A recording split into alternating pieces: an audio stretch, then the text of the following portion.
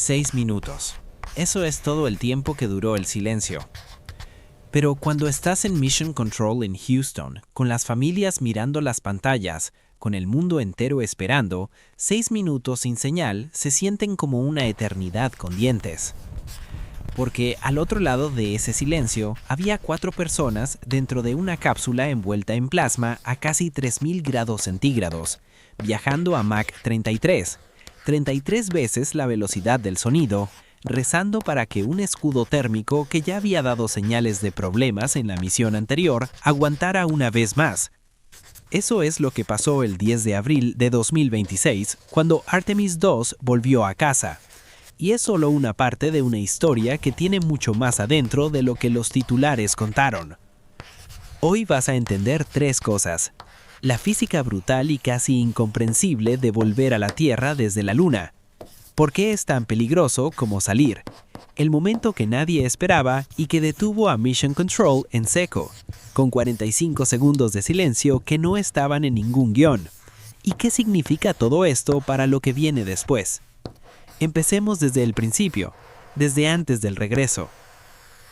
El 1 de abril de 2026, el cohete SLS despegó desde el Centro Espacial Kennedy con 4 astronautas a bordo. Reed Wiseman como comandante, Victor Glover como piloto, Christina Koch y el canadiense Jeremy Hansen como especialistas de misión. Primera tripulación humana en salir de la órbita baja de la Tierra desde el Apolo 17 en diciembre de 1972. Más de 50 años de pausa entre una misión y la siguiente. Durante 10 días, esa tripulación vivió cosas que ningún ser humano había experimentado en más de medio siglo. Vieron la Tierra ponerse detrás del horizonte lunar. Presenciaron un eclipse solar total desde el espacio, con la corona del Sol revelándose completa alrededor de la Luna. Batieron el récord de distancia máxima alcanzada por seres humanos en toda la historia, superando los 400.000 kilómetros del Apolo 13. Y en ese momento exacto, cuando rompieron ese récord, sucedió algo que nadie tenía en el programa de la misión, algo que hizo llorar astronautas en gravedad cero y paralizó Mission Control durante casi un minuto. Pero eso va después. Primero hay que entender por qué volver desde la Luna no es simplemente dar vuelta y bajar. Hay una idea intuitiva, completamente equivocada sobre cómo funciona el regreso desde el espacio profundo. La idea de que la nave frena, desciende despacio, aterriza con cuidado, como un avión, como algo razonable. La realidad es lo opuesto de razonable. Una cápsula que viene de la Luna no puede simplemente frenar en el espacio. No hay combustible suficiente para eso. Lo que hace es usar la atmósfera terrestre como el freno más violento que existe. Y ese frenado ocurre en minutos, no en horas. Orion entró a la atmósfera viajando a casi 38.000 kilómetros por hora. Para que eso tenga dimensión real, un avión comercial vuela a unos 850 kilómetros por hora. La cápsula venía a 45 veces esa velocidad y tuvo que reducirla a menos de 30 kilómetros por hora antes de tocar el agua en aproximadamente 15 minutos. Lo que genera esa desaceleración es la fricción con el aire, y esa fricción produce calor, mucho calor. El escudo térmico de Orion alcanza temperaturas de casi 2760 grados centígrados durante la reentrada. Para poner eso en perspectiva, esa temperatura es aproximadamente la mitad de lo que mide la superficie visible del Sol. El escudo ablativo más grande jamás construido para una nave tripulada, diseñado para quemarse de forma controlada y llevarse el calor con él. Pero había un problema que la NASA conocía desde antes del lanzamiento. En la misión Artemis 1, sin tripulación, se detectaron más de 100 puntos de pérdida inesperada de material en ese escudo. Gas atrapado dentro que se expandía con el calor y provocaba grietas en lugares que no debían grietearse. El escudo de Artemis II era el mismo, porque ya estaba construido cuando se descubrió el problema. No había tiempo para reemplazarlo. Entonces, la NASA hizo algo que es ingeniería elegante disfrazada de decisión desesperada. Modificaron la trayectoria completa de reentrada. En lugar de la entrada directa que usaban las misiones Apolo, Orion ejecutó lo que se llama una entrada en escape, o entrada por rebote. La cápsula rozó la atmósfera superior, usó sustentación aerodinámica para rebotar brevemente hacia el espacio y luego reingresó para el descenso final, exactamente como hacer rebotar una piedra plana sobre el agua. 2 eventos de desaceleración más suaves en lugar de uno brutal. Pico de calor reducido y zona de amerizaje posible extendida de 3.000 a 10.000 kilómetros, permitiendo apuntar con precisión frente a San Diego. Funcionó, pero nadie en Mission Control podía saberlo con certeza durante esos 6 minutos de silencio. A las 7:53 de la tarde, hora del este, cuando Orion entró a la atmósfera por encima de los 120 kilómetros de altura, el plasma que se formaba alrededor de la cápsula cortó todas las comunicaciones. Es física, no falla técnica. Las señales de radio no atraviesan una envoltura de gas ionizado a 3.000 grados. No hay manera de evitarlo.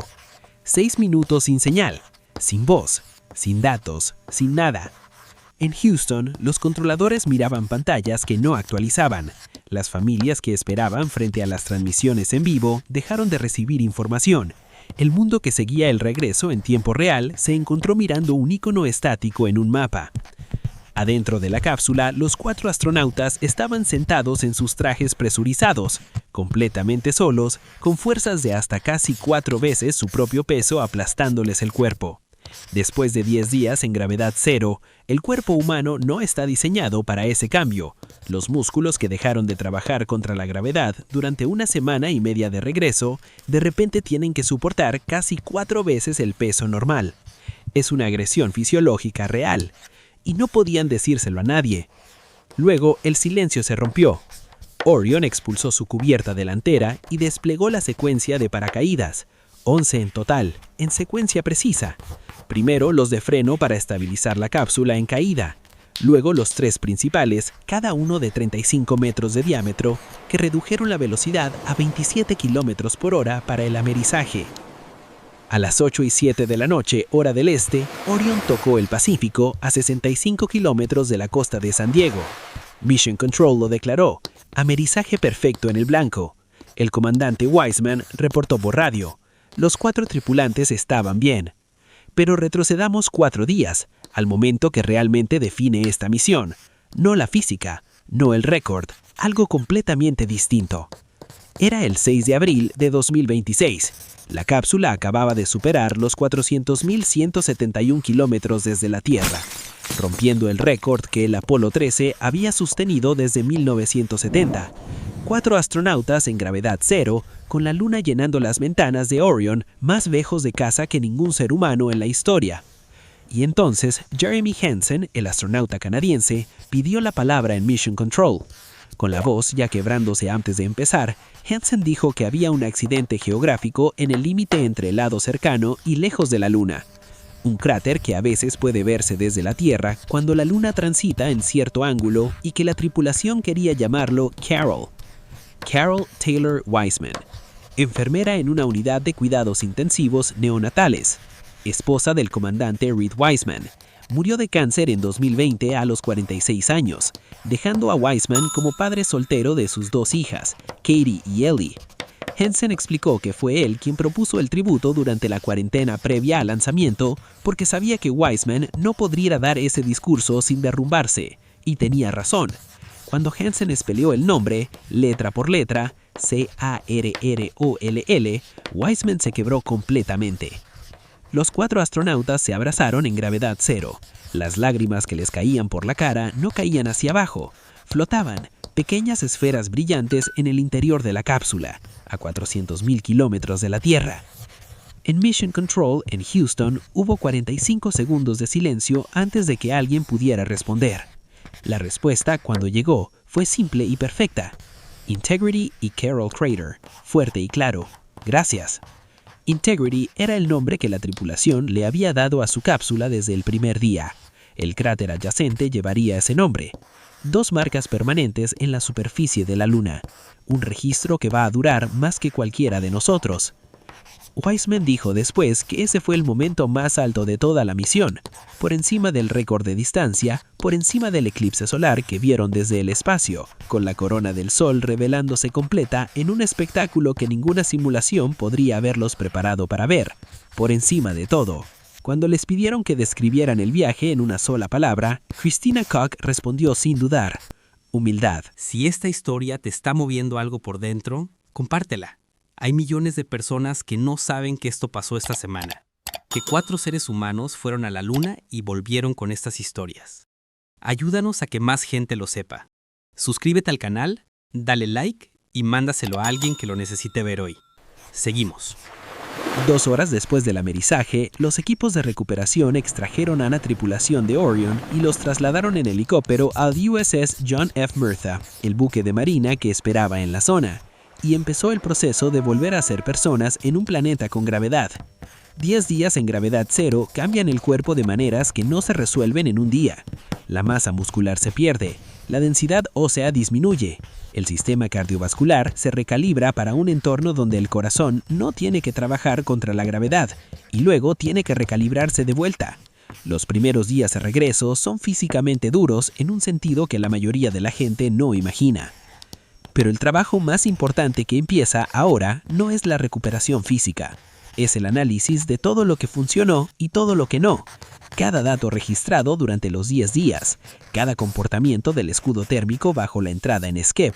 Cada sistema de Orión bajo condiciones reales con humanos adentro.